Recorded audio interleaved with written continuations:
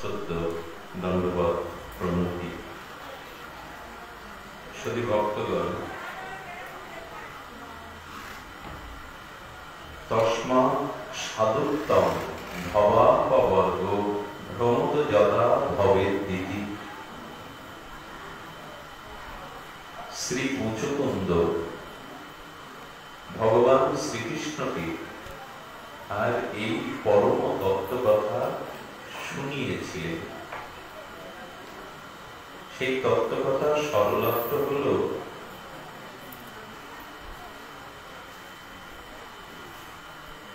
হে নাথ, তিনি অখণ্ড পরতত্ত্ব প্রেমময় মাধুর্য ঐশ্বর্যের পরাকাষ্ঠা পরতত্ত্ব সীমা। অখণ্ড শ্রী গোবিন্দকে বলছেন, অদ্বয় শ্রী গোবিন্দকে বলছেন, হে নাথ, এই সংসার চক্রে আর জন্ম মৃত্যু জরা ব্যাধি দুঃখ অভিশাপে এই সংসার চক্রে ভ্রমণরত জীবের সংসার ক্ষয়, কর্ম ক্ষয় কখন হয়? আমরা পুনঃ পুনঃ জন্ম, পুনঃ পুনঃ মৃত্যু, এই সংসার পথে ভ্রমণরত পথিক। ইতিপূর্বে আমাদের বহুবার জন্ম হয়েছে, কোটি কোটি বার। আবার এই জন্মের পরে, মৃত্যুর পরে আবার পুনরপি জন্ম। এবং যতবার মাতৃগর্ভ আশ্রয় করে ভূমিষ্ঠ হব, ততবার এই সংসারের ত্রিতাপ আমাকে দগ্ধীভূত করবে। তো এখন প্রশ্ন, যে এই ভ্রমণরত জন্ম মৃত্যু জরা ব্যাধি পথিক, তার এই সংসার ক্ষয়, এই কর্ম ক্ষয় বা দুঃখের ক্ষয় কবে হবে? এই প্রসঙ্গে আজকের আলোচনা। বহুমেব ব্যতীতানি তাবর্জন্য, তোমার আমার অনেকবার জন্ম হয়েছে, তুমি জানো না, আমি জানি। এটাই তো ভগবান বলছেন।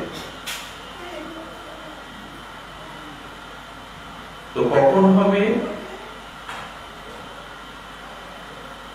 জীবের সৌভাগ্যে সংসার ক্ষয়ের শুভক্ষণ তখনই হবে, জন্ম মৃত্যু পাপ তাপ ত্রিতাপ থেকে এই সংসারের চিরদিনের মতো ক্ষয় হবে সেই দিন। কবে সেই দিন? বা ধূপ দেওয়া যাবে? বলছেন, সংসার ক্ষয়ের কাল তখনই উপস্থিত হয় যখন মানুষের জীবনে শুদ্ধ নির্মল ভজনানন্দী কোন শুদ্ধ সাধু সঙ্গ সে প্রাপ্ত হয়। তখনই জানতে হবে তার সংসার ক্ষয়ের সময় উপস্থিত হয়েছে। কথাটি আমরা সাধারণভাবে বলে গেলাম। সংসারের জন্ম মৃত্যু ক্রমচক্রে আর ভ্রমণরত জীবের তখনই সংসার ক্ষয় হবে, জন্ম মৃত্যু ক্ষয় হবে, যদি সে প্রকৃত প্রস্তাবে কোন বিশুদ্ধ ভজনানন্দী নির্মল চরিত্র মহাপুরুষ বা সাধুর সঙ্গ লাভ করতে পারে। খুব ভালো একটা সংকেত আছে এই কথাটা। ভগবান সকলের প্রতি দয়ালু, কৃপালু, ভক্তবৎসল। ভগবান হলো কৃতজ্ঞ, ভক্তবৎসল, দয়ালু, কৃপা করার তার স্বভাব। কিন্তু যে জীবকে তিনি এই ভব সংসার ক্ষয় করে নিজের চরণে আনবেন মনে করেন, সেই জীবের প্রতি ভগবান কৃপা বা করুণা পরবশ হয়ে সেই জীবকে তিনি তখন সাধু সঙ্গ করিয়ে দেন। বোঝাতে পারলাম না কথাটা? ভগবান কোন জীবকে নিজের চরণে স্বরূপে ফিরিয়ে আনবেন, তাকে কৃপা বা করুণা করবেন। ভগবান যদি এইরূপ কোন জীবের প্রতি তার কৃপা দৃষ্টি যায়, তখনই সেই জীবকে ভগবান সাধু সঙ্গ মিলিয়ে দেয়, সাধু সঙ্গে সমাগম তার জীবনে ঘটে। আর যদি আমাদের পূর্ব জীবনে অনেক পূর্ণকৃত রাশি সঞ্চয় থাকে, তাহলে তখন আমরা উপযাজক হয়ে সাধু সঙ্গ করবার জন্য এগিয়ে যাই, যেমন আপনারা এসছেন শ্রীমন্দিরে।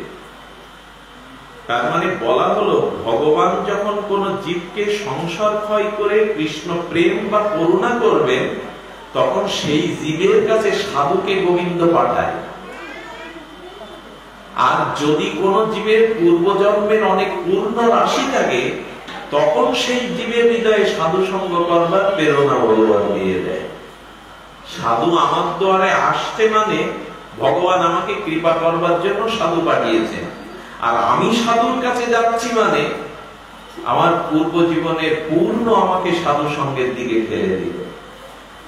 আজকে যারা এসেছে, যদি আপনাদের শ্রদ্ধা থাকে বা মনে হয় এর মধ্যে কোনো ভক্ত আছে, শুদ্ধ ভক্ত, এরকম শ্রদ্ধা বিশ্বাস যদি নিয়ে সাধু সঙ্গ করতে পারে, শ্রদ্ধা না হলে কিছুই হবে না। এখানে ব্রহ্মা এলেও কিছু কাজ হবে না, নারদ এলেও কোনো কাজ হবে না।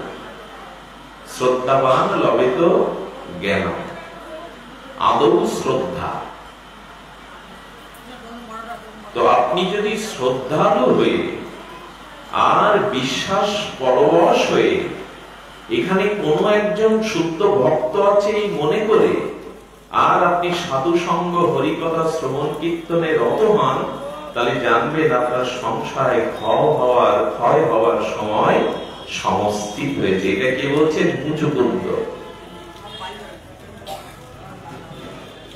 ভবাপরক ভ্রমাত, এই ভ্রমণরত আর জীবের তখনই সংসার ক্ষয় উপস্থিত হয়। এখানে বিশেষ বুঝবার বিষয় হলো, এখানে বিশেষ যেটি বুঝবার বিশেষত্ব হলো, সেটি হলো অনাদি বহির্মুখ জীবের। ভাগবত শব্দগুলো এমন দিয়েছেন, আমরা হলাম অনাদি বহির্মুখ। আচ্ছা, আপনি আমি কবে কৃষ্ণ বিমুখ হয়েছি, কৃষ্ণ ভজন ভুলে গেছি? কবে, কোন জন্মে, কত বছর আগে? বলেন, এটাকে বলছে অনাদি। কি করে ভগবান? অনাদি মানে যার কোনো আদি নাই। আচ্ছা, যা অনাদি হয় তা অনন্ত হয়। অনাদি অনন্ত, আদি অন্ত, আর অনাদি অনন্ত, এই তো। বিপরীত শব্দটা কি আসে? যার আদি আছে তার অন্ত আছে, যার জন্ম আছে তার মৃত্যু আছে। যা অনাদি সামনে তা অনন্ত হয়। অর্থাৎ আমরা কৃষ্ণকে কবে ভুলে গেছি এটা বলতে পারবো না। অনাদি, অনাদি মানে যার কোনো আদি নেই। আমি কবে ভুলে গেছি কৃষ্ণকে? কৃষ্ণ বিমুখ হয়েছি কোন জন্মে, কত আগে। এই জন্য আমরা হলো অনাদি বহির্মুখ জীব। ভাগবতের শব্দগুলো এমন, আমরা হলো অনাদি বহির্মুখ, তার মানে কৃষ্ণমুখী নই। অনাদি বহির্মুখ জীবের এমন কোন সাধন সম্পত্তি নাই। আচ্ছা, আপনি যে কোনো ক্রিয়া করতে গেলে, আপনি মনোমত কিছু কাজ করতে গেলে বা সেবা ধর্ম করতে গেলে, বাড়ি গাড়ি যাই করুন, পিছনে অর্থ তো প্রয়োজন। সম্পত্তি না হলে ভোগ করা যাবে? কাঙাল হতচ্ছাড়া ভিখারি সে ভোগ করবে কি করে? বাড়ি গাড়ি ঐশ্বর্য। তাহলে ভোগ করতে গেলে পেছনে সামর্থ্য বা সম্পত্তি দরকার। এখানে কি অপূর্ব কথা বলছে, অনাদি বহির্মুখ জীবের এমন কোন সাধন সুকৃতি সম্পত্তি নাই যে যার দ্বারা তার কামনা বাসনা পাপ ক্ষয় করে সে কৃষ্ণ চরণে পৌঁছে যাবে বা ভক্তি পাবে বা সংসার ক্ষয় হবে। একটি মাত্র সম্পত্তি আছে, যে সম্পত্তিটা পেলে সে ভগবানকে লাভ করবে, সংসার ক্ষয় হবে। সেই সম্পত্তির নামটি হলো সাধু সঙ্গ। যদি কখনো কারো প্রকৃত হয়, এই সাধু সঙ্গটা হলো সম্পত্তি। যদি সাধু সঙ্গরূপ হরিকথারূপ সম্পত্তি কারো থাকে, তিনি কেবল এই সাধু সঙ্গ এবং হরিকথা প্রসঙ্গের দ্বারাই, এই সম্পত্তির দ্বারাই কেবল তিনি এই পাপময় জন্ম মৃত্যুময় অভিশপ্ত জীবন হতে স্বরূপে কৃষ্ণ চরণে তিনি পৌঁছে যান। কত বড় সম্পত্তি তাহলে হরিকথার সাধু সঙ্গ। কিন্তু এটার প্রতি তো আস্থা নেই। হ্যাঁ, হরিকথা হচ্ছে আমিও এসেছি, বসলাম, দেখলাম, চলে গেলাম, এরকম না। হরিকথা শ্রদ্ধা এবং সাধু সঙ্গে শ্রদ্ধা আনতে হবে। তবে সংসার ক্ষয়ের তাহলে মূল সম্পত্তি হলো, আচ্ছা, এই জগতে মানুষের সম্পত্তি দুই প্রকারের, একটি হলো স্থাবর আর একটি হলো অস্থাবর। এই তো বাবা, আপনারা সবাই সুশিক্ষিত মানুষ, আপনাদের ভাষাবোধ আছে, জ্ঞানী। সম্পত্তি দুই প্রকার, স্থাবর আর অস্থাবর। আমি একটু সরল করে বলি, একটি হলো অর্জন আর একটি হলো উপার্জন, একটি হলো শহর আর একটি হলো উপশহর। এই তো শাস্ত্রে বলছে যেটা অর্জন করতে হয় সেটা সাথে যায়। পারমার্থিক কোন ভগবত ভজন, সাধু সঙ্গ, হরিকথা। আচ্ছা, এখানে যারা আজকে এসেছেন, কেউ কি গৃহ থেকে এই কথাটি একবারও মনের বলে উচ্চারণ করেছেন যে এখন উপার্জন করতে যাচ্ছে? আচ্ছা, সকালে যখন কর্তা অফিসে যায় বা সে তার পেশাতে যায়, কৃষি ব্যবসা, সে কি বলে? সংসার চালানোর জন্য উপার্জন তো করতে হবে, তাই উপার্জনে বেরিয়েছে। আচ্ছা, এই মন্দিরে যখন সাধু সঙ্গে হরিকথা শোনার জন্য এসেছেন, ওই শব্দটা ব্যবহার করেছেন যে উপার্জন করতে যাচ্ছে? এখানে মানুষ একটাই জিনিস বলে, যদি একটু ভগবত কৃপা অর্জন করা যায়, একটু ধর্ম অর্জন করা যায়, একটু বিশুদ্ধ জ্ঞান ভক্তি অর্জন হয়, অর্জনটার সাথে যায়। সম্পত্তি দুই প্রকারের, কি কি বললাম? স্থাবর, অস্থাবর।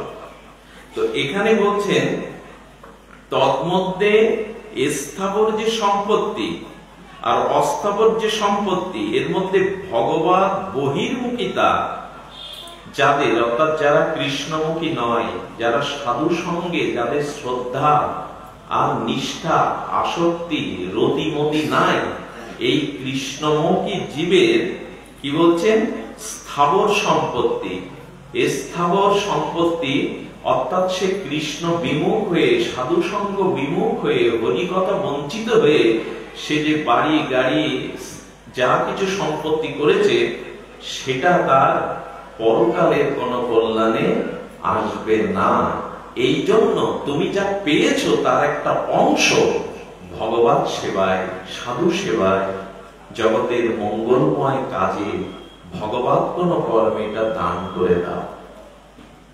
জীবনের সময়টা দান করো হরিকথাতে, শ্রদ্ধাটা দান করো, আর যা তোমার বলে পেয়েছো তার কিছু ভগবত কর্মে, বৈষ্ণব সেবায়, মঙ্গলময় কোন সৎকর্মে ব্যয় করো। যদি এটা করতে পারো, তাহলে অনাদিকাল হতে যে মূর্খতা জীবের, কৃষ্ণ বহির্মুখিতা বলে একদল লোক আছে, কি বলে?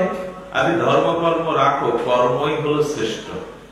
ভালো কর্ম করো, পিতা মাতার সেবা করো, মিথ্যা বাদ দাও, নীতি নিয়ে চলো, এই বলে। তো তাদের কাছে কর্মই সব। ওই বসে বসে 2 ঘন্টা হরিকথা করে কি বলবে? কেন বেকার সময় নষ্ট করবে? কাজ করো, কর্ম করো। এরা সব কর্মমার্গী।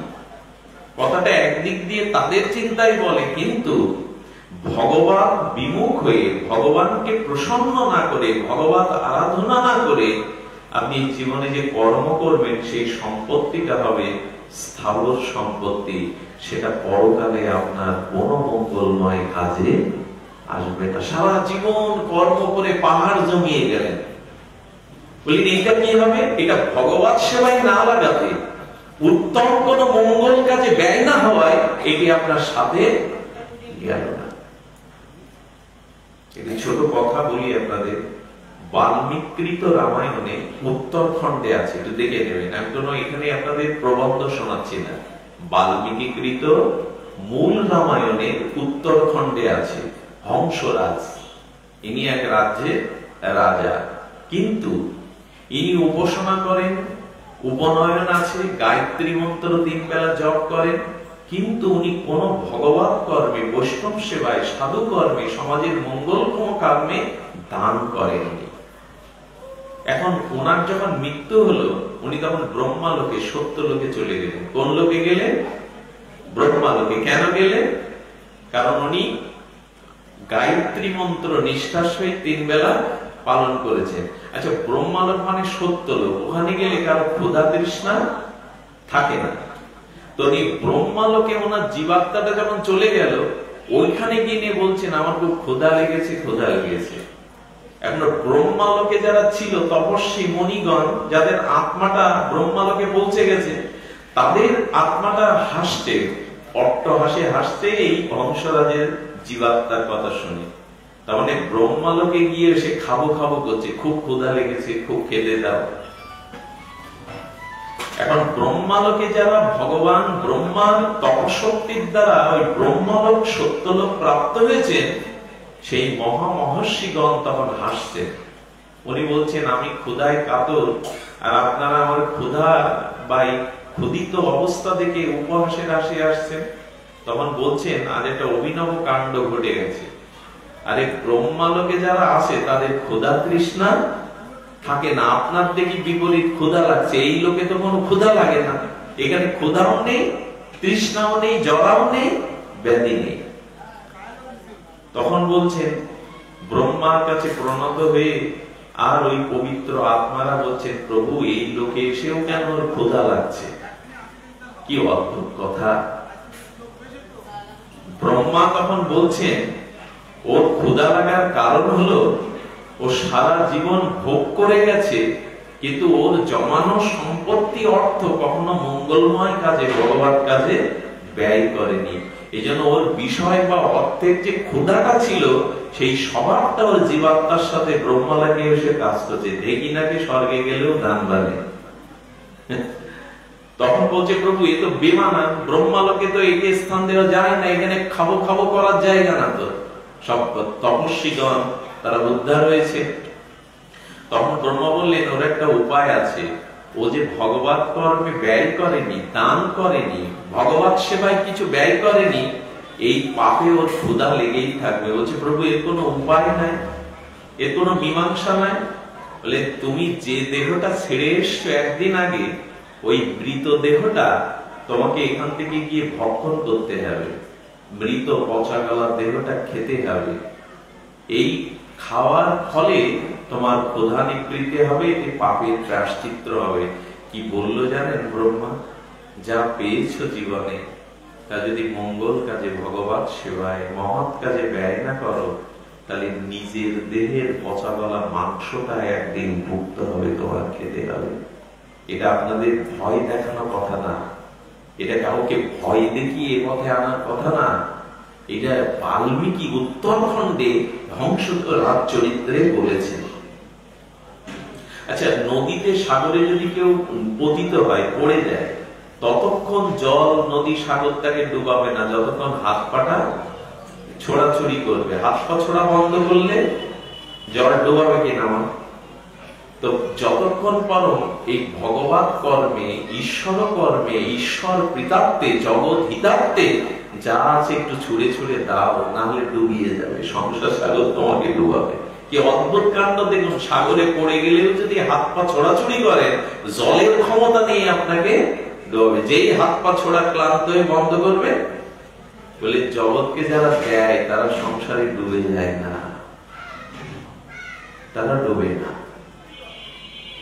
ধর্মের একটা পায়া, এই যে ব্যাসাসনের যেমন 4টে পায়া, ধর্মের 4টে পায়া, তার মধ্যে একটা হলো দান।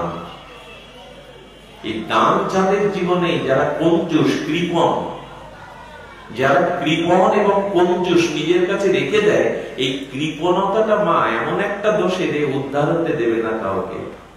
আর যাই হন, দয়া করে কৃপণ হবেন না। আপনার যেটুকু সামর্থ্য আছে সেইটুকু থেকে কৃপণ হবেন না। যেমন আমার বাড়িতে কিছুই নাই, আমি হতদরিদ্র, আমার বাড়িতে বৈষ্ণব আসলে কি দেবো তাকে? তবু তোমার দেওয়ার আছে, মিষ্টি ব্যবহার দাও, একটা আসন পেতে দাও, আর শীতল এক গ্লাস জল তাকে দাও। এগুলি আছে না ভিখারির বাড়িও? আছে কিনা? এইটুকু তো দিতে পারি। একটা সাধু বাড়ি আসলে এক গ্লাস জল, একটা আসন আর একটু মিষ্টি আলাপ। এটা কি পয়সা লাগে? এইটুকু দাও। তোমার যে সামর্থ্য আছে সেই থেকে তুমি দাও। যদি না দাও তাহলে ডুবে যাবে। ও এসে কি করছে জানেন? ও সেই মৃত পচা গলা লাশ এই পাপমুক্ত হওয়ার জন্য হংসরাজ খাচ্ছে তার জীবাত্মা। আচ্ছা, ওইখানে প্রতিদিন স্নান করতে আসছেন ওই গঙ্গায় অগস্ত্য ঋষি। অগস্ত্য ঋষির নাম শুনেছেন তো? যিনি এক নিঃশ্বাসে 7 সমুদ্রের জল, কত বড় ক্ষমতাধর ঋষি। তো অগস্ত্য ঋষি ওর ওই জীবাত্মার মরা পচাটা গলাটা খাওয়া দেখে, বারে এটা খাচ্ছে কেন?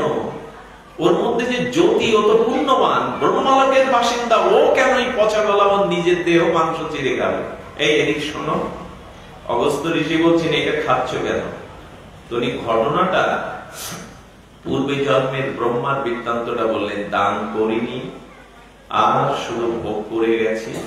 নিজের সামর্থ্য যা ছিল কোনোদিন মঙ্গল কাজে, সাধু সেবায়, ভক্ত সেবায়, সমাজে কোনো মঙ্গল কাজে ব্যয় করিনি। তার দরুন সেই পাপের কারণে আমি ব্রহ্মালোকে গেলেও ক্ষুধার্ত, এবং এই জগতে আমাকে এই নিজের পচা গলার দেহ জীবাত্মাকে ভক্ষণ করে পাপ মুক্ত হতে হচ্ছে। ঋষি বলতে পারে নিজের পচা গলার দেহকেও খেতে পারে, এর থেকে আমায় মুক্তি দিন। আপনি আমাকে একটা উপায় বলুন। আপনারাও খুব মন দিয়ে শুনুন উপায়টা। কি অদ্ভুত বাল্মীকি এই তত্ত্বটা তুলে ধরেছেন দানের মহিমায়। তখন বলছেন আমি তোমাকে মুক্তি দিতে পারি, আর পচা গলা খাওয়া লাগবে না, তুমি ব্রহ্মালোকে যেতে পারবে। কি বলেন? আমাকে কিছু দান দাও, আমাকে কিছু দাও। উনি হঠাৎ করে দেখলেন উনি যাওয়ার সময় ওনার হাতে দুটো বালা ছিল সোনার। রাজা মহারাজা তো, সেই বালা দুটি উনি খুলে আর চোখের জলে ঋষির হাতে অস্তু বলে সমর্পণ করলেন। যেই সমর্পণ করলেন, মৃতদেহটা আর নাই। এইটুকু দানের দ্বারা তার এত বড় পাপময় কর্ম হতে নিজের পচা গলা শরীর ভক্ষণ না করে তিনি পুনরায় চলে গেলেন বিমুক্ত হয়ে ব্রহ্মালোকে। কি সংকেত দিল? সংকেত দিল ভগবানকে লাভ করবার জন্য সামর্থ্য অনুযায়ী ভগবানের সেবা করো, বৈষ্ণব সেবা করো, সৎকর্মে ব্যয় করো। কথাটি আমি কয়েকবার বলে ফেলেছি। মানে আপনাদের হৃদয়ে কথাটা স্থাপন করার জন্য একটা প্রস্তর খুঁটিকে, পাথরের খুঁটিকে মাটিতে প্রথিত করতে গেলে এক আঘাতে পুঁতে যায় তো, আঘাতের পরে আঘাত দিলে শক্ত হয়ে প্রথিত হয়। এই জন্য কথাটা বারবার বলছি, দানের মহিমা, দানের মহিমা। তিনি মুক্ত হয়ে গেলেন, ওইটুকু ঋষিকে দেওয়ায় মুক্ত হয়ে গেলেন। আচ্ছা, আমরা গাভীকে কি খাওয়াই? খোল, ভুসি, কুটো, এগুলো তো। মাঝে আমি মনে একজন আমাকে নেটে দেখাচ্ছিল, গাভীকে দেই খোল আর ভুসি, ঘাস, তৃণ, ও ফিরিয়ে দেয় সাদা দুধ। আর সাপকে খেতে দেওয়া হয় দুধ, ফিরিয়ে দেয় কি? বিষ। গাভীকে খেতে দিলাম কুটো, খোল, কালো, ভুসি, কিন্তু দিল উৎকৃষ্ট, আস্বাদ্য, সর্ব উত্তম দুগ্ধ। আর সাপকে ওই দুধ খেতে দিলে ফিরিয়ে দিল বিষ। বলেন সাধুগুরু বৈষ্ণবকে, ভগবানকে, সজ্জনকে কিছু দিলে ওটা যদি ঘুষের পয়সাও হয়, ওইটা যদি ওই খোল ভুসির মতো কালো হয়, শুদ্ধ ব্রাহ্মণকে, শুদ্ধ মহাত্মাকে এটা দানের সাথে, বিশেষ করে ব্রাহ্মণের দানের কথা বলা হয়েছে, যদি দেন তাহলে গরুর মতো দুধ হয়ে ফিরে আসবে। ওটা দিচ্ছেন খোল ভুসি, আসবে দুগ্ধ হয়ে। ব্রাহ্মণের একটা ক্ষমতা ভগবান দিয়েছেন। আপনি এই জন্য শ্রাদ্ধ পাত্রটা ব্রাহ্মণকে দান করতে, আপনি যেভাবেই অর্থ রোজগার করেন ওটা যদি নিঃশব্দ ভাবে দান করতে পারেন।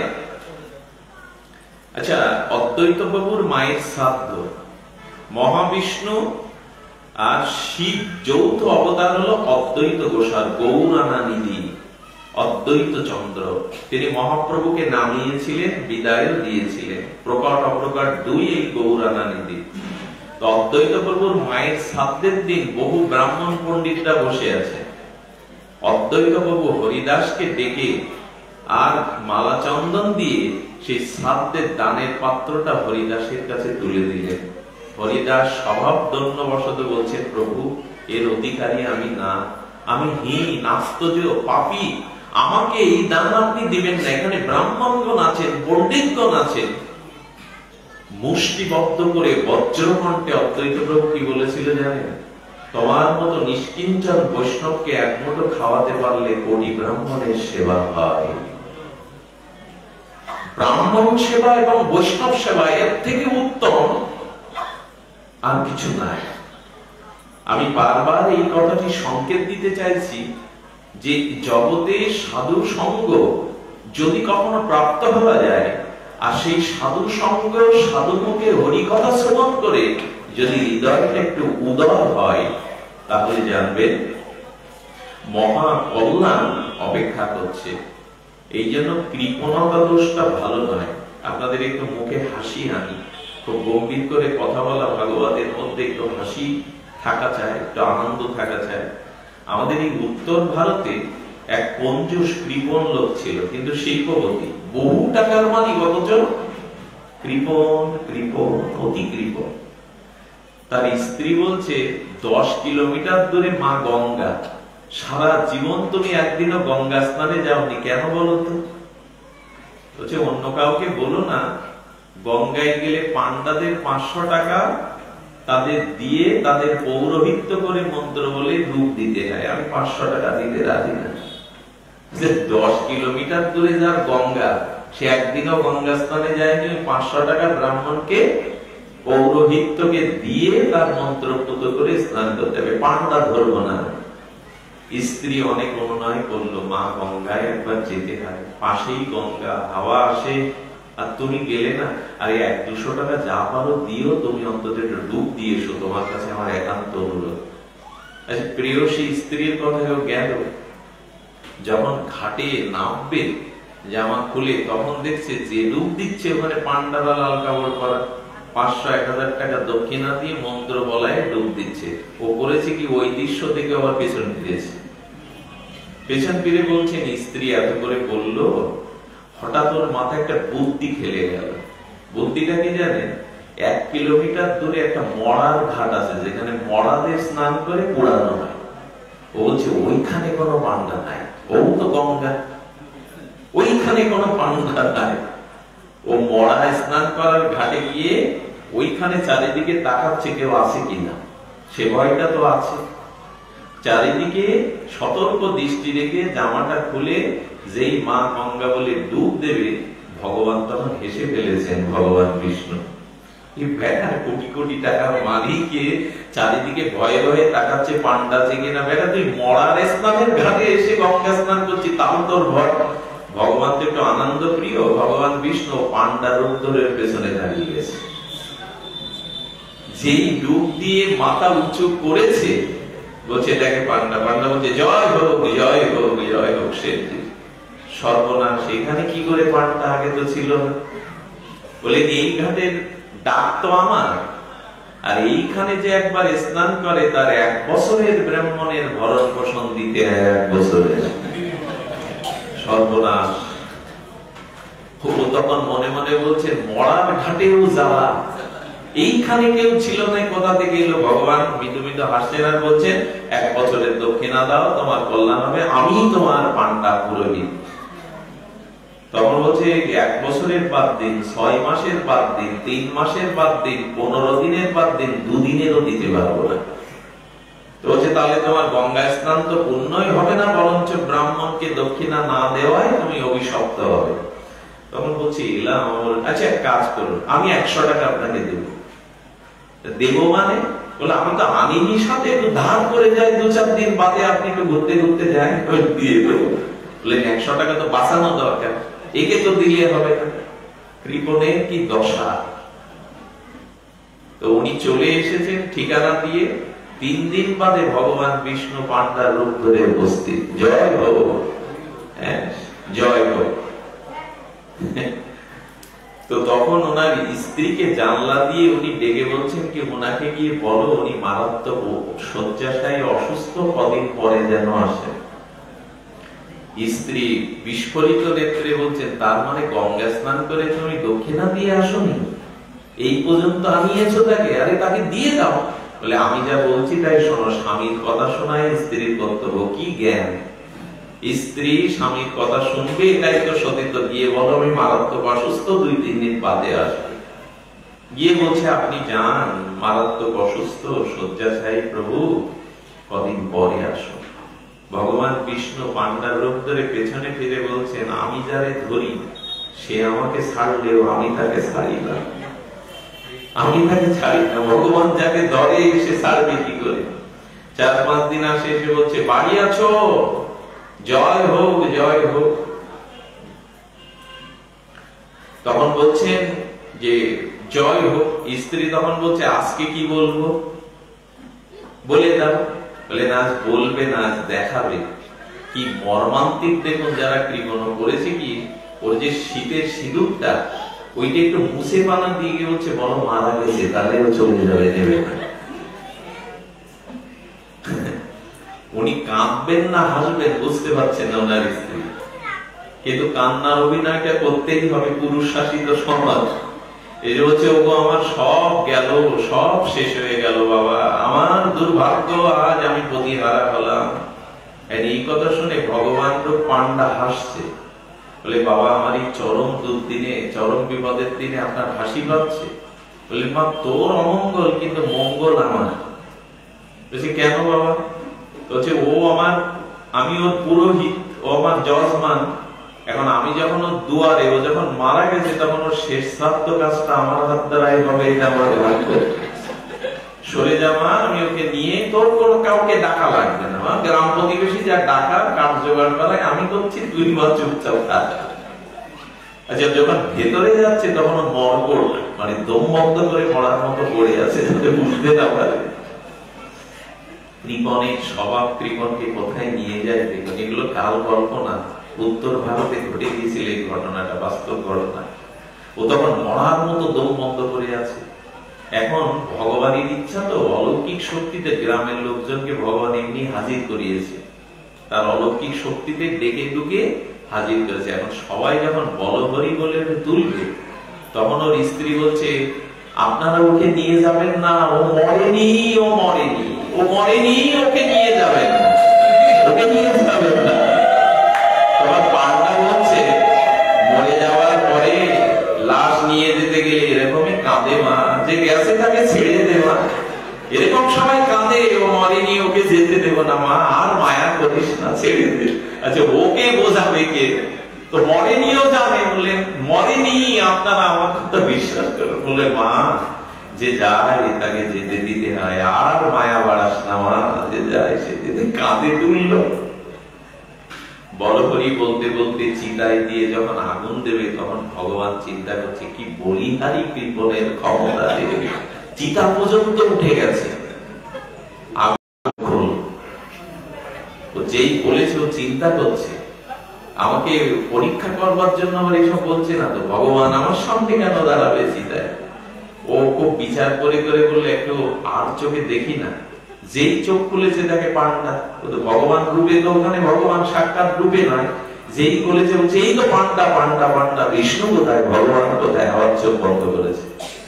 ভগবান তখন বলছে এইবার দেখ। উনি স্বরূপটা এক ঝলক দেখিয়ে দিলেন। বলছে আমি তো এক লীলাময়, আমি জীবকে নিয়ে তো লীলা করি, আর তুই যে লীলা করলি আমার সাথে, তা আমাকে যে আনন্দ দেয় আমি তাকে বর দেই, তুই বর চা। তুই যে লীলা করলি কৃপণতার কারণে, 100 টাকার কারণে আমাকে তুই আনন্দে হাসিয়েছিস, ভগবানকে আনন্দ দিলে সে কিছু পায়, তো চেয়ে নে। এতক্ষণ যা বললাম তার সার কথাটা কি জানেন? ও সেই চিতায় বসে ভগবানের সামনে হাত জোর করে বলছে, এবার বাচ্চাটাকে থামান, ওখানে বসান। বলছেন আপনি যদি আমাকে কোনো বর দিতে চান প্রভু, তাহলে ওই 101 টাকায় মাফ করে দেন দয়া করে। আচ্ছা, ভগবানকে সামনে পেয়ে ওই 101 টাকা ভেতর থেকে, এই হলো কৃপণের দশা। দয়া করে যা পেয়েছেন, রবীন্দ্রনাথ একটা শব্দ দিয়েছেন, একটা পয়ার দিয়েছেন, আমার বলে যা পেয়েছি শুভক্ষণে যাবে, তোমার করে দিলেন যখন তারাও আমার হবে। দেবতার মন্দিরে যে ভোগরাগ গুলো সাজিয়ে দেই, কি ভগবান খেয়ে ফেলে সব? তা আমাদেরই প্রসাদ দ্রব্যে ফিরিয়ে দেয়। তবে আগে ছিল ভোগ, আর নিবেদন করলে ভগবানকে হয়ে যায় প্রসাদ। জীবনে দিতে শিখো। শিব পুরাণের একটা কথা বলি, আজকে দানের কথাটা বেশি মনে আসছে। সাধু সঙ্গ করলে এই বুদ্ধিটা খোলে যে সম্পত্তির সাথে কিছু যাবে না, যদি ভগবানের সেবায়, বৈষ্ণব সেবায়, মহৎ সেবায়, কিছু দরিদ্র নারায়ণের সেবায় কিছু দেওয়া যায়, তার দ্বারাই কল্যাণ। একটু আগে আমাদের সাহাপাড়া নির্মল সাহা, উনি একটা জাপান থেকে গাড়ি কিনেছেন প্রায় 8 কোটি টাকা। তো উনি আমার বাড়ি চলে গেছেন যে গাড়িটা প্রথমে আপনি উঠবেন, ভাগবত পাঠে যাবেন। বলে এই বুদ্ধি আপনার কোথা থেকে এলো? ওনার মনের ভিতরে একটা ভাবনা এসছে যে প্রথম আমার গাড়িটা আমি উদ্বোধন, উনি মন্দিরে পূজা দিয়েছেন, কিছু ভোগরাগ দিয়েছেন, উনি আমাকে নিয়ে আসলেন পূজাটা থেকে এই পর্যন্ত। কথাটি এই কারণে উল্লেখ করলাম যে আমার বলে আমরা যা পেয়েছি সেটা আগে ভগবানকেই দিতে হবে। আচ্ছা, বাজারের একটা বাতাসা আর হরি নামের রূপ দেওয়া একটা বাতাসার মান এক হবে কি না? কত জমিদার, রাজা, শিল্পপতিরাও ওই হরি রূপের বাতাসাটা করিয়ে নিয়ে মাথায় দেয়। বাজারের বাতাসার এই মূল্যায়ন আছে? কখনো না। এক গন্ডুর জল এই যে আপনি পান করুন আর ফেলে দিন, এই জলের তেমন মহিমা নাই। কিন্তু এক গন্ডুর জল অসামান্য রাধা মাধবের চরণে অভিষেক করে যদি হাতে নেন, কি হবে ওটা? চরণামৃত। অকাল মৃত্যু হরণ সর্বব্যাধি প্রণশন। অকাল মৃত্যু দূর হবে, ব্যাধি দূর হবে যদি ওই এক বিন্দু জল, আগে ছিল জল, এখন হয়ে গেল চরণামৃত। কেন? গোবিন্দের চরণটা ছুঁয়ে নিয়েছে। এর থেকে বড় বোঝাবার দৃষ্টান্ত আমার থলিতে নাই। ভগবানকে কিছু দিলে, বৈষ্ণব সাধুকে কিছু দিলে, সৎকারে কিছু অর্পণ করলে সেটা আপনার জীবনে বড় মঙ্গল বয়ে আনে। তার একটা শিব পুরাণে দৃষ্টান্ত আছে। একবার এক রাজার ঘরে তার স্ত্রী গর্ভবতী, আর সেই রাজাকে একজন গলা কেটে হত্যা করে দিল, ঘরে আগুন লাগিয়ে দিল। শিব পুরাণের ঘটনা খুব অদ্ভুত, চমকপ্রদ, শিক্ষণীয় তত্ত্ব আছে এর মধ্যে। তো রানী চিন্তা করলো গর্ভের সন্তান প্রসবের সময় হয়েছে আজকালের মধ্যে, উনি ওই উত্তরাধিকারী সন্তানকে বাঁচানোর জন্য ওই অগ্নি থেকে বেরিয়ে পলায়ন করলেন গভীর নিশীথে অন্ধকারে। আচ্ছা, একে তো রানী, তারপরে সন্তানকে বাঁচানোর জন্য খালি পায়ে উনি গভীর জঙ্গলে, সাপ, হিংস্র সাপাত সংকুল জন্তু জানোয়ার আছে, মৃত্যুর ভয় উপেক্ষা করে উত্তরাধিকারী সন্তানকে বাঁচাবে বলে সারা রাত চোর, দস্যু, সিংহ, বাঘ, সাপের ভয় করে গেলেন। যখন ভোরের আলো উঠল, তখন এক নদীর তীরে ওনার প্রসব বেদনা উঠল। উনি প্রসব করার পরে বাচ্চাটা ফুটফুটে একটা সুন্দর, সুশ্রীমান, দীর্ঘ অবয়ব একটি রাজপুত্র, রাজপুত্রই তো যখন জন্মালো, ওনার প্রচন্ড ক্ষুধা পিপাসায় প্রাণ যায়। উনি পা ঘষতে ঘষতে সামনে নদীর দিকে এগোলেন। যেই নদীতে উনি জলটা নিয়ে পান করতে যাবেন, কুমির এসে আক্রমণ করে ওনাকে নিয়ে গেল, বক্কর করে ফেলল। যদি বলেন বিল্লমঙ্গল, এই আসনে বসে তুমি এসব শোনাচ্ছ কেন? বলে এটা আগেই বলেছি, এটা শিব পুরাণের তত্ত্ব, এটি কোন গল্প নয়। তো তখন কি হয়েছে? তখন ওই বাচ্চাটি একাকী ওখানে পড়ে রয়েছে। সঙ্গে সঙ্গে এক ভিখারিনী, তিনি কি করেছে, তার ছোট্ট বাচ্চা কোলে করে নদীর ধার দিয়ে যাচ্ছিলেন। বাচ্চাটাকে দেখছে, উজ্জ্বল আলোয় ভরা, দিব্য কান্তি, হাতের আঙুলগুলো, পা গুলো কি বলিষ্ঠ, সৌন্দর্য মণ্ডিত। বলে এ তো রাজার ছেলে, কিন্তু এর পাশে কেউ নেই তো এর মা, আর এখানে থাকলে তো ওকে খেয়ে ফেলবে জন্তু জানোয়ার। তার মানে উনি তখন শাস্ত্রের স্মরণ করেছে, যদি আপনার সামনে কোনো অসুস্থ ব্যক্তি বা অসুস্থ প্রাণী যদি পড়ে থাকে, তাহলে কখনো যদি তাকে এড়িয়ে চলে যান নিজের স্বার্থের জন্য, এই পাপে আপনাকে একদিন নরকে গেলেও যেতে হবে। কিন্তু বর্তমান সময় আবার এই উপকার করতে যাবেন না। রাস্তা একদম জল জল করে মরে যাচ্ছে, যদি আপনার হাতে জল খেয়ে মারে পুলিশ ধরবে আপনারে। সময়টা কত কুটিল হয়ে গেছে, এখন কাউকে উপকার করাও জল খাওয়ার নাম করে সাধুর বেশ ধরে ঘরে এসে অজ্ঞান করে সব নিয়ে যাচ্ছে, তাই তো? এখন সময়টা এত জটিল, এত জটিল। আচ্ছা, এখান থেকে ওই যে গতদিন বলেছিলাম 100 বছর আগে যদি বলা হলো ওরে তুমি একটু মিথ্যা সাক্ষী দাও আমার হয়ে, কি বলতো জানেন? আমার ছেলে মেয়ে আছে, এতে আমার সর্বনাশ হবে। আর এখন কি বলে? এখন যদি বলে যে তুমি একটু সত্য সাক্ষীটা আমার জন্য একটু দাও, বললেন সত্য কথা বললে পেটে ভাত নেই, আমারও তো ছেলে মেয়ে আছে। কথাটা বোঝা গেল? আগে বলতো আমার ছেলে মেয়ে আছে, আমি মিথ্যা সাক্ষী দিলে ওদের সর্বনাশ হবে। এখন উল্টে বলছে সত্য কথা বললে আমারও তো ছেলে মেয়ে আছে, চলবে কি করে? পৃথিবীর কতটা পরিবর্তন, প্রেক্ষাপটের কতটা পরিবর্তন, বাস্তবতাটা কোথায় নিয়ে গেছে। এক ব্যক্তি ট্রেনে বুকে ব্যথা উঠেছে, হার্টের পেশেন্ট, তাকে জল দিল, ওষুধ দিল, মারা গেল তার কোলে। পুলিশ ধরে বলল কোন শত্রুতা আছে, আপনি মেরেছেন মেডিসিন খাওয়াই, সারা রাত থানায় বসিয়ে পরের দিন পর্যন্ত তাকে আটকে তাকে ফাইন দিয়ে মোসেলকালিকে কেউ উপকার করতে যাবে এখন কাউকে? কিন্তু শাস্ত্র বলছে কোন বিপদগ্রস্ত প্রাণীকে দেখে, কোন বিপদগ্রস্ত মানুষকে দেখে যদি আপনি সত্যের জন্য এগিয়ে যান, আপনাকে নরকে যেতেই হবে। বেদান্ত বলেছে কথাটি। আব্রাহাম লিঙ্কন, ভূতপূর্ব আমেরিকার প্রেসিডেন্ট, শুনেছেন না নামটা আপনারা অনেকে? আব্রাহাম লিঙ্কন, ইনি মহাত্মা গান্ধীর মতো খুব উদারচিন্তা ছিলেন, খুব নিষ্কিঞ্চন ছিলেন। উনি নিজে গাড়ি ড্রাইভ করে যেতেন, সংসদে রাজভবনে যেতেন, নিজে গাড়ি ড্রাইভ করে, কোন ড্রাইভার আলাদা রাখতেন না। উনি যেতে গিয়ে দেখছেন একটা শূকর ওই নর্দমার মধ্যে একটা গর্তের মধ্যে মুখ ঢুকিয়ে আর অমেদ্য খেতে গিয়ে মাথাটা বেঁধে যন্ত্রণায় ছটফট করছে। আচ্ছা, একজন প্রেসিডেন্ট আব্রাহাম লিঙ্কনের নাম কে শোনেননি? ভূতপূর্ব এই বিখ্যাত মানুষটি, উনি গাড়ি থেকে নেমে শূকরটিকে ওর মধ্যে থেকে উদ্ধারের চেষ্টা করতে গিয়ে শূকরের ওই ছটপানিতে নর্দমার যত কাদা ওনার সমস্ত জামায় লেগে গেল। আচ্ছা, উনি চিন্তা করলেন এই অবস্থাতে তো সংসদ ভবনে যাওয়া যাবে না, আবার ওইখানেও আমার কর্তব্য, আমি যদি বাড়ি ফিরে যাই ওইখানে কর্তব্যটা, রাজনৈতিক কর্তব্যটা, জনসেবা কর্তব্যটা বাদ পড়ে যাবে। উনি নির্বিঘ্নে সেই কাদা গায়ে শার্ট পরে সংসদ ভবনে উপস্থিত হলেন। এখন ওনার এই অবস্থা, কাদা দুর্গন্ধ দেখে কেউ তো কিছু বলার, উনি প্রেসিডেন্ট আব্রাহাম লিঙ্কন, কেউ বলছে না, কিন্তু ওনাদের ভাষা বুঝে মুখ নিচু করেছে। বলে আপনাদের কোনো জিজ্ঞাসা আসে? বলে আপনার এই দুরবস্থা কেন, এই আপনার গায়ের জামা, আপনি কেন?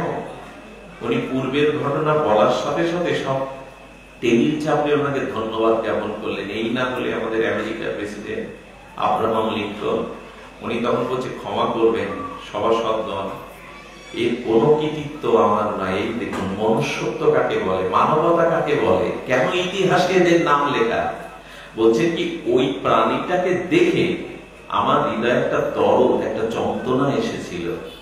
আমি ওর উপকারের জন্য ওকে তুলিনি, আমার ওই যন্ত্রণাটা কমাবো বলে হৃদয় থেকে কমিয়ে বলে ওই জন্য ওকে তুলেছি, এটা আমার কোনো কৃতিত্ব নাই।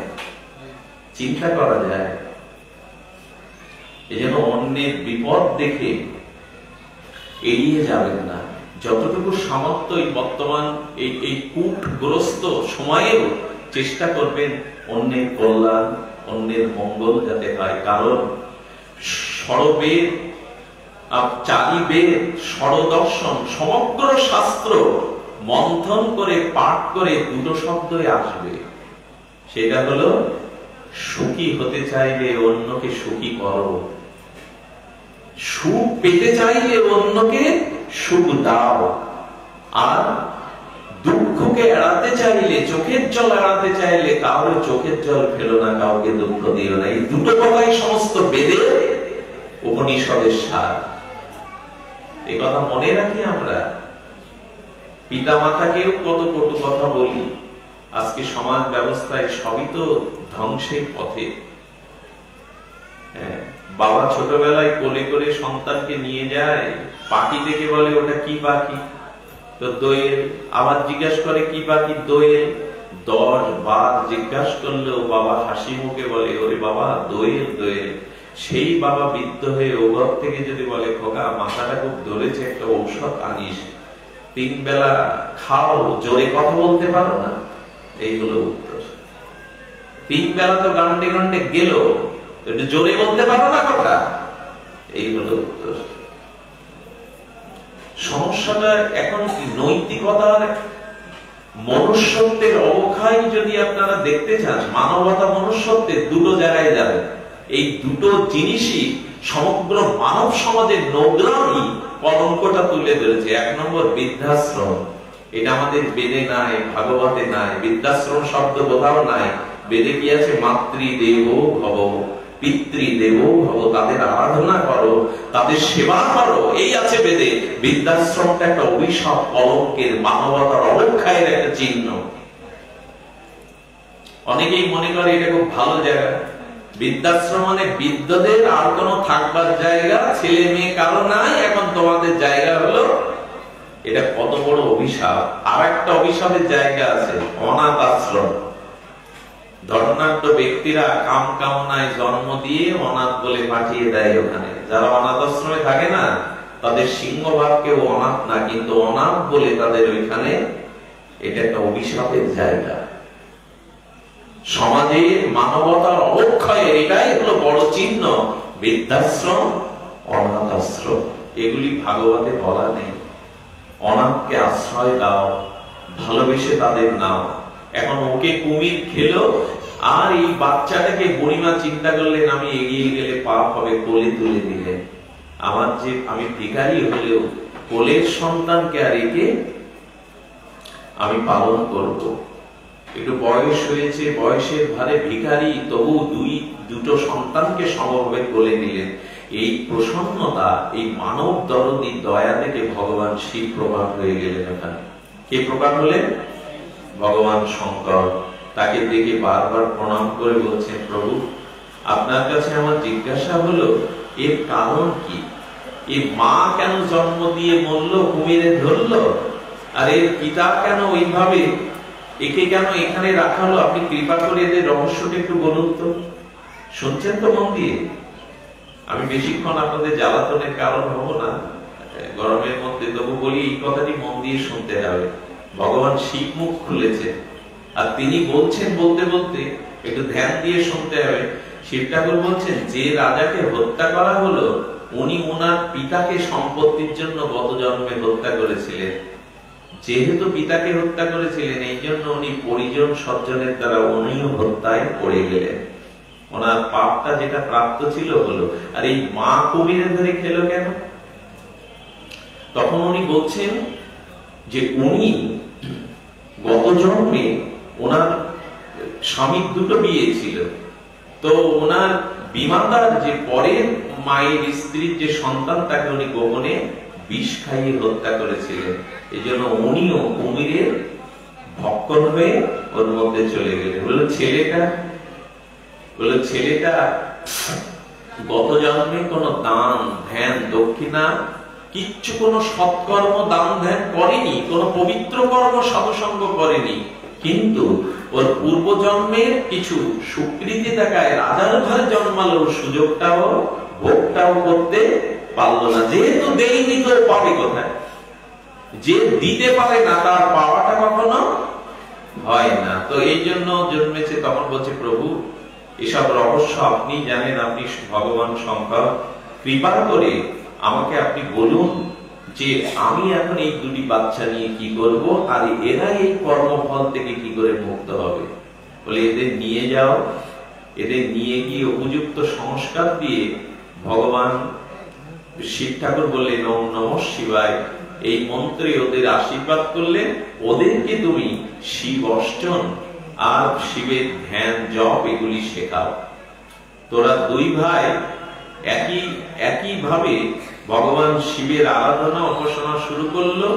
তার মধ্যে একটি ভাই আর শিবের আরাধনা করে একদিন শৌচক্রিয়া করতে, মানে মলমূত্র ত্যাগ করে শৌচক্রিয়া করার জন্য ওদেশের মাটি ব্যবহার করে প্রথমে, তারপরে সাবান ইত্যাদি। মাটি তো পবিত্র, মাটি খুঁড়তে গিয়ে দেখে ওখানে সোনার একটা মোহরের ভাণ্ড, সেটা পেয়ে উনি রাজাদি রাজ হয়ে গেলেন। ওই যে মহিলাটা কোলে যে সন্তানটা ছিল, সে শিব মন্ত্র জপ করাতে ভগবান শিব তাকে এই করুণা করলেন। আর যে রাজার ছেলে সে কি করলো, সে ভ্রমণ করতে করতে গন্ধর্ব রাজের চন্দ্রাতপা সেই সুকন্যাকে দর্শন করলেন, পছন্দ করলেন, তাকে বিবাহ করলেন, আর গন্ধর্ব রাজ্যের অর্ধেক রাজত্ব দিয়ে দিলেন ওকে। প্রশ্ন হলো, এ দুজনের এই ভাগ্যের অধিকারী হলো একমাত্র ভগবানের শিবের আরাধনার কারণে। আপনি যদি ভাগ্য বদলাতে চান, কর্মফল বদলাতে চান, ভগবানের আরাধনা ভজন ব্যতীত আপনার কর্মফল ক্ষয় হতে পারে না জীবনে। যদি, কারণ আমাদের কর্মই আমাদের নিয়ন্ত্রণ করছে। মানুষের সুখী হওয়া, দুঃখী হওয়া, নিরোগ হওয়া আর সুস্বাস্থ্য পাওয়া, সুখ বা দুঃখ পাওয়া, এর মূলে আছে আমাদের প্রারব্ধ, অনন্ত জন্মের পাপ, অপরাধ কর্ম বা পুণ্য কর্ম। এর থেকে নিষ্কৃতির একটাই উপায় ভগবানের আরাধনা। এই ভগবানের আরাধনাটা শুরু হয় কোথা থেকে? সাধু সঙ্গ না হলে, এই জ্ঞান, এই বিবেক বিন সৎসঙ্গ, বিবেক না হই। তুলসীদাস গোস্বামী বলছেন, সৎসঙ্গ বিনা কারো বিবেক জাগে না, সাধু সঙ্গ বিনা কারো বিবেক কখনো জাগতে পারে না। এই জন্য মুচকুন্দ বলছেন, প্রভু এই ভ্রমণরত জীবের তখনই সংসার ক্ষয়ের উপক্রম হয় যখন সেই জীব সাধু সঙ্গ করে, সাধু সঙ্গ প্রাপ্ত হয়, তখনই সে প্রকৃত অর্থে এই মোহমায়া থেকে আর মুক্ত হতে পারে। তো আমি আপনাদের বলতে বলতে অনেকটা দূরে এসেছি। বাবা পবর্গ ভ্রমত যথা ভবে জনস্য তহ উচ্যুত সমাগমা। ঈশ্বর লাভের পূর্ব লক্ষণ হলো আপনি সাধু সঙ্গ করছেন। ঈশ্বর প্রাপ্তির, ভক্তি প্রাপ্তির, ভজন প্রাপ্তির পূর্ব লক্ষণ হলো আপনি সাধুমুখের হরি কথা শ্রবণ করছেন। এই সাধুমুখের হরি কথা, এই শ্রবণ কীর্তনে দেখুন, সাধু সঙ্গে যদি একবার যেতে পারে, এক স্ত্রী সে কৃষ্ণ বিমুখ, স্বামী ভাগবত শুনতে যায় প্রতিদিন, তো তাকে বলছে তুমি অন্তত একটু যাও। স্ত্রীকে ঠেলে ঠেলে স্বামী পাঠিয়েছে, কিন্তু ওনার রাত হলে, সন্ধ্যা হলে ঘুমের অভ্যাস। যখন উনি ভাগবতে গিয়ে চেয়ারে বসেছেন, তখন ঘোষক ঘোষণা করছে, আসুন আসুন আসুন। একজন ঘোষক বলে না, সকলে আসুন, উনি ওইটা শুনেছে। এরপরে ঘোষক মহাশয় ঘোষণা করছেন, উনি মনে করেছেন এইটাই ভাগবত পাঠ, ওনার তো জানা নেই। যখন ঘোষক বলছে আসুন আসুন, বলে এইটাই ভাগবত পাঠ। যেই চেয়ারে বসেছে, তখন ঘুমাতে ঘুমাতে অর্ধতন্ত্রায় শুনলেন বসুন বসুন। এই বসুন বসুন বলেই উনি বসেই ঘুমিয়ে পড়েছেন। কেউ কেউ আছে ভাগবতে বেশ ঘুম হয়, হরিকথায় আসলে বেশ ঘুমায়, কারণ আত্মাটা শান্তি পায়। তো নানান চিন্তায় বাড়িতে ঘুম হয় না, কিন্তু হরিকথায় আত্মা তৃপ্ত হয়, মানুষ ওখানে ঘুমিয়ে পড়ে। ভালো, এটা ঘুমের ওষুধের মতো, টনিকের মতো কাজ করে, করুক, কিন্তু ভাগবতে ঘুমানোটা অপরাধ। এবার উনার যখন ঘুম ভেঙে গেছে, তখন ভাগবত পাঠের মধ্যে হয়ে ভাগবত বিশ্রাম হয়ে গেছে। আর ঘোষক বলছে, এবার সকলে গিয়ে ফিরে যাও। কি শুনলো ভাগবতে? আসুন বসুন আর যান। স্বামী বলছে, কি শুনলে ভাগবত একটু বলো না, এতদিন পরে গেল। বলে, না রাখো তোমার ভাগবত, কেউ যায় ওইখানে? এই তিনটেই কথা শুধু, আসুন আসুন, বসুন বসুন আর যান যান। স্বামী বলছে, ও যা শুনেছে আমি বুঝতে পেরেছি। ও ঘোষকের কথা শুনেছে, মাঝখানে তো ঘুমিয়ে কাটিয়ে দিয়েছে পুরোটা। মাঝে মাঝে সামনে যারা পাঠ শোনে এরা ঘুম হয় না, তখন আমাদের ব্যথা লাগে। সামনে যদি কেউ ঝিমায় হরিকথা, তো একবার নরেন বাবু এরকম ঝিমাচ্ছে, তো পাঠের মধ্যে আমরা বলছি, নরেন বাবু বেঁচে, নরেন বাবু বলে, না না না না ঘুমাচ্ছি না। ঘুমাচ্ছে, এটাকে স্বীকার করলে মিটে যায়। না না না না না, আরো কিছুক্ষণ পর ঘুমাচ্ছে, নরেন বাবু না না না না, এবার আবার কিছুক্ষণ পর না না না না, ঘুমাচ্ছে না। পাঠক একটু বুদ্ধি করে পরের বার কি বলছে জানেন? বলছেন, জীবন বাবু আপনি কি বেঁচে আছেন? বলছে না না না না না না। তখনই বুঝলো যে না না বলাটাও ভুল হচ্ছে, আমি তো ঘুমাচ্ছি।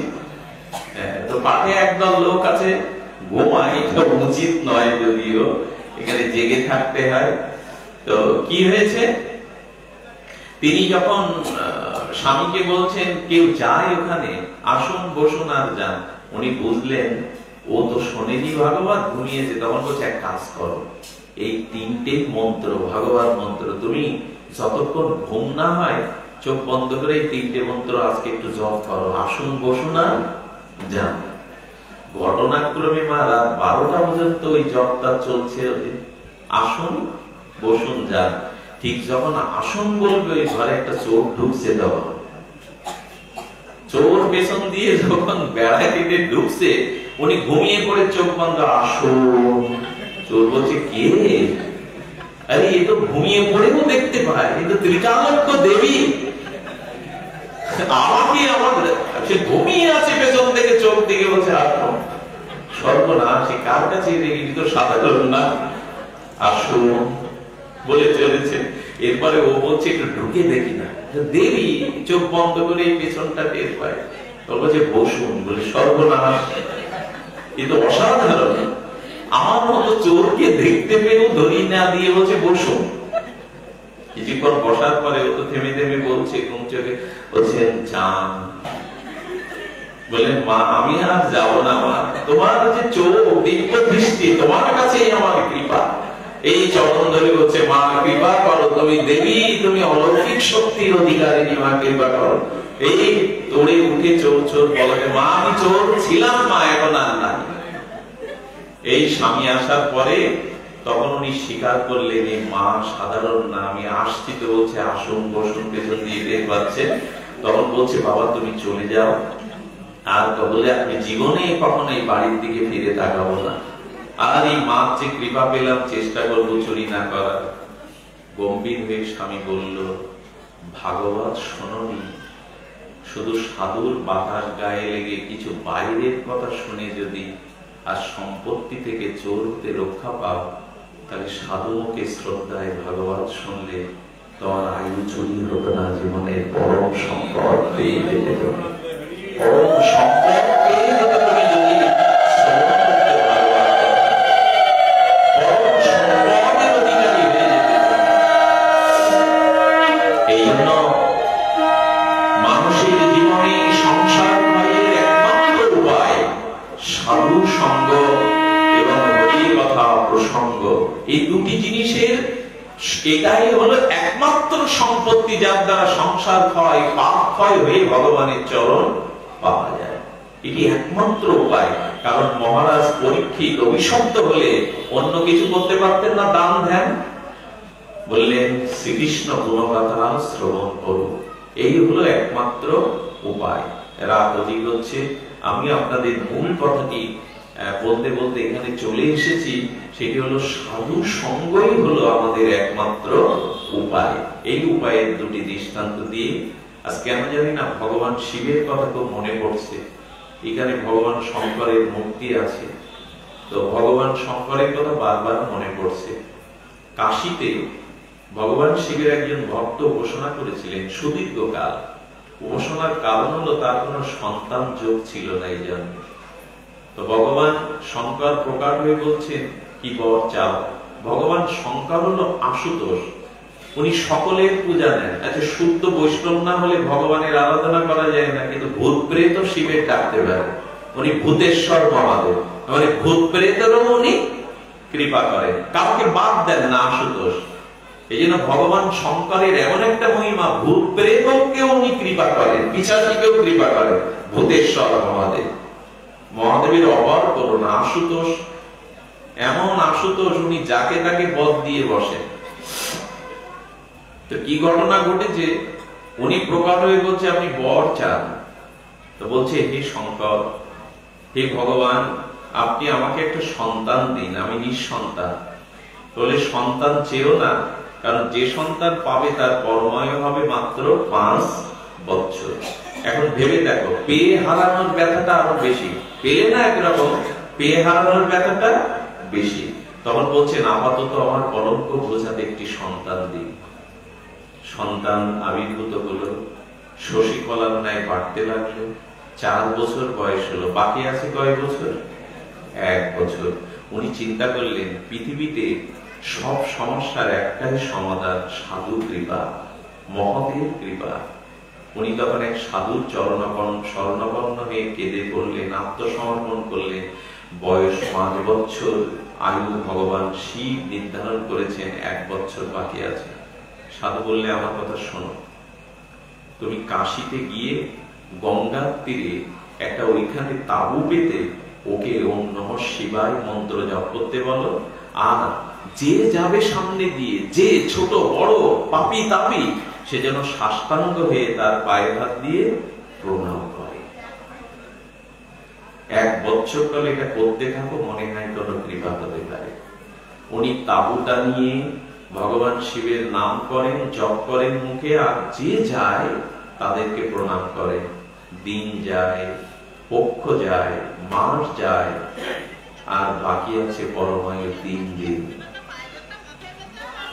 সেই 3 দিন পরমায়ুর চিন্তাতে উনি কি করলেন জানেন?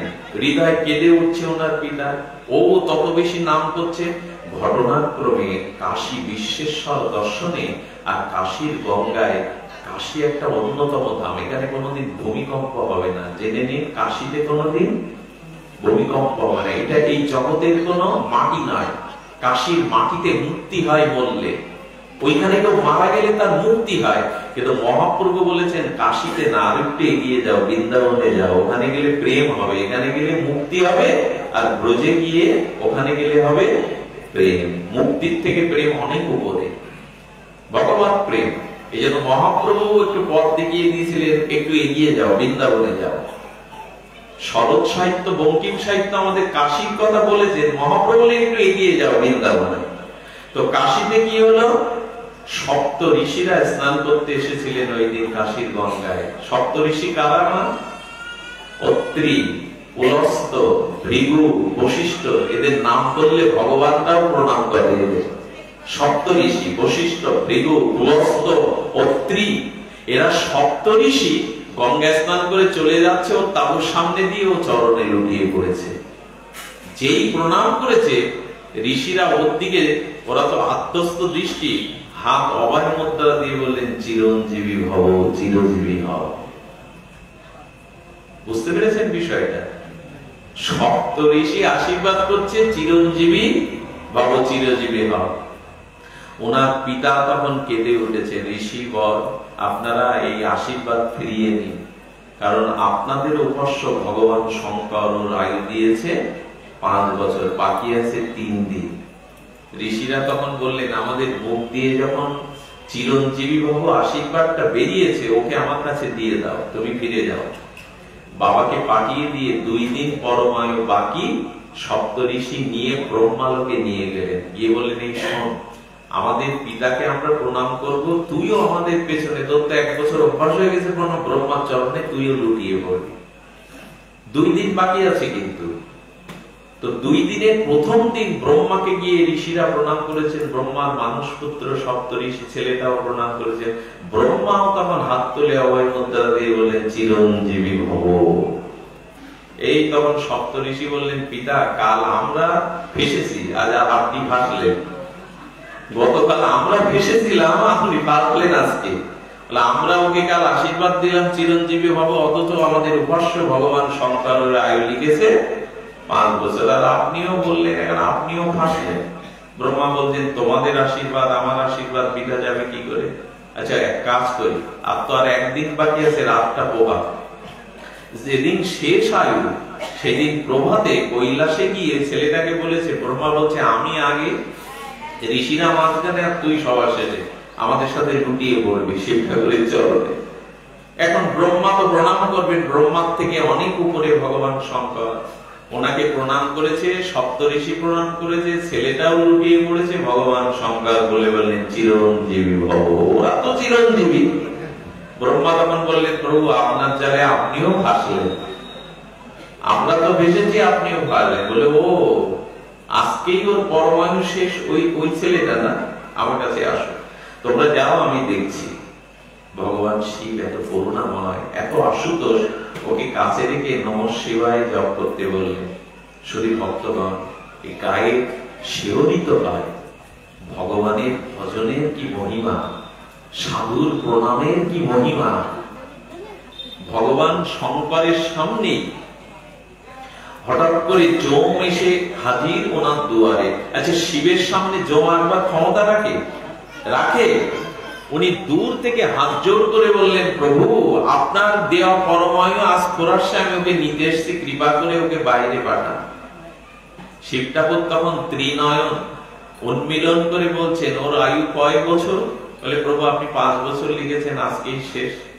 তখন বলছে, আমার হিসাবে 5 বছর না, তোমার হিসাবে 5 বছর। বাড়িয়ে দিয়েছে অঙ্কের সূত্রে, তোমার হিসাবে 5 বছর না, আমার হিসাবে 5 বছর। এই কথাটা কিছুটা অবাক হতে হয় শুনলে। আচ্ছা, যেদিন বিজ্ঞানীরা চাঁদে গেল সেদিন কি দেখলো জানেন? চাঁদের 1 ঘন্টা সমান পৃথিবীর 73 ঘন্টা। আবার বলি, চাঁদের অবস্থানে চাঁদের 1 ঘন্টা সমান পৃথিবী। আচ্ছা, আমরা প্রতি বছর যে শ্রাদ্ধটা করি পিতামাতার উদ্দেশ্যে, এটা কদিনে করি? 365 দিনে। সাংবাৎসরিক করিনি না, আদ্য শ্রাদ্ধ। কেন করি? যে আমাদের 365 দিন সমান পিতৃলোকের 1 দিন। বোঝা গেল হিসাবটা? তো তখন শিব ঠাকুর বলছেন, আমার হিসাবে 5 দিন না, তোমার হিসাবে 5 দিন। বলছে, প্রভু আমি রহস্য বুঝতে পারছি না, আপনি কৃপা করে আমাকে বোঝান। আপনি ওকে পরমায়ু 5 বছর দিয়েছেন, ঘুরে আসতে আপনি বোঝান। বলে, তাহলে আমার 5 বছর পরমায়ু কেমন, এই পরিসংখ্যানটা জানো। অবাক হয়ে যাবে, বিস্ময় প্রকাশ করবে। ভগবান শিব তখন বলে চলেছে যে সত্য, ত্রেতা, দ্বাপর কলি যুগ কয়টা? 4টে। এই সত্য, ত্রেতা, দ্বাপর কলি 4 যুগের সময়টাকে একত্রিত করলে একটা দিব্য যুগ হবে। এরকম 71 দিব্য যুগে 1 মন্বন্তর হবে। বোঝা যাচ্ছে হিসাবটা? আর এরকম 14 মন্বন্তর আমাদের এই পৃথিবীতে, এই জন্য 14টা মনু। এক মন্বন্তরে এখন বৈবস্বত 70 মন্বন্তর চলছে আমাদের এই সময়। বৈবস্বত মনুই হলো এই মন্বন্তরে তিনি অধিপতি। এই 14 মন্বন্তরে ব্রহ্মার 1 দিন। আবার ফিরে আসি গোড়ায়, সত্য, ত্রেতা, দ্বাপর কলি এই 4 যুগ মিলে হয় 1 দিব্য যুগ। এরকম 71 দিব্য যুগে 1 মন্বন্তর। আর এরকম 14 মন্বন্তরে ব্রহ্মার 12 ঘন্টা, অর্থাৎ 8000 যুগে ব্রহ্মার 1 দিন। শিব ঠাকুর তখন বলছেন, এরকম 10 কল্পে, অর্থাৎ ব্রহ্মা 10 বার মরবে, আবার ব্রহ্মা 10 বার জন্মাবে। এই 10 কল্পে শিবের 1 দিন, এই হিসাবে 5 বছর। কল্পনার বাইরে। যম প্রণাম করে চলে গেল। এই শিশুটা কে জানেন? এই যে আপনারা চণ্ডী পড়েন না, যারা চণ্ডী পড়েন, মায়ের ভক্ত, দেবী ভক্ত যারা, এবং আমাদের বীরেন্দ্র ভদ্রের চণ্ডী পাঠ তো পৃথিবী বিখ্যাত বাঙালিদের কাছে। এই চণ্ডী যিনি লিখেছিলেন, ইনি মার্কণ্ডেয় ঋষি। এই শিশুটিকে ভগবান শিব আশীর্বাদ করে বললেন, আজ থেকে তোমার নাম ঋষি মহর্ষি মার্কণ্ডেয়। ব্রহ্মা 10 বার মরবে, পৃথিবী 10 বার প্রলয় হবে, কিন্তু পৃথিবী প্রলয় হয়েও তুমি চিরজীবী থাকবে, তুমি মহর্ষি মার্কণ্ডেয়। আমি এই সংকেত আপনাদের দিতে চাইলাম, জীবনে ভগবানের ভজন ছাড়া কোনো কল্যাণ জীবের হতে পারে না।